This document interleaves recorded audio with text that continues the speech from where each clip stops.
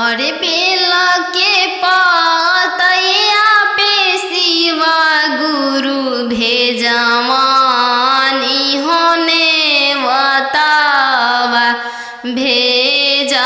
भेजवानी होने बतावा और काहे नहीं आईनी शिवा गुरु हमारो हो अंगनामा अरे हमारो हो अंगनामा अरे बेल के पतैया पे शिवा गुरु भेजवानी होने बतावा भेजवानी होने बतावा और काहे नहीं आईनी शिवा गुरु हमारो हो अंगनामा अरे हमारो हो अंगनामा अरे काहे नहीं सुननी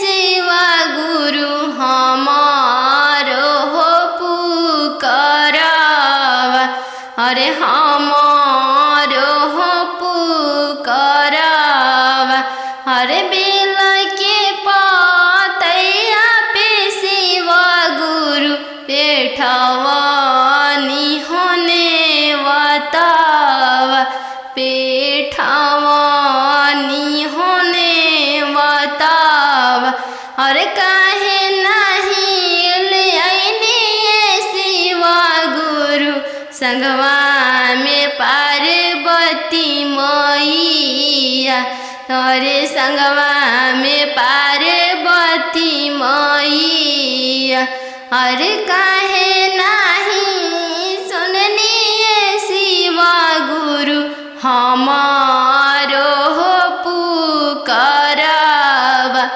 अरे हमारो हो पुकारावा अरे काहे नहीं सुननी शिवा गुरु हमारो हो पुकारावा अरे हमारो हो पुकारावा अरे बेल के पतैया पे शिवा गुरु पेठवानी होने बतावा पेठवानी होने बतावा अरे काहे नहीं आईनी शिवा गुरु हमारो हो अंगनामा अरे हमारो हो अंगनामा अरे भोगवा लगवनी शिवा गुरु भांगिया धतुरावा अरे भांगिया धतुरावा अरे भोगवा लगवनी शिवा गुरु भांगिया धतुरावा अरे भांगिया धतुरावा अरे आरती लगवनी शिवा गुरु गाई के हो भजनिया अरे भोगवा लगवनी शिवा गुरु भांगिया धतुरावा अरे भांगिया धतुरावा अरे आरती लगवनी शिवा गुरु गाई के भजनिया अरे गाई के भजनिया अरे आरती लगवनी शिवा गुरु गाई के भजनिया अरे गाई के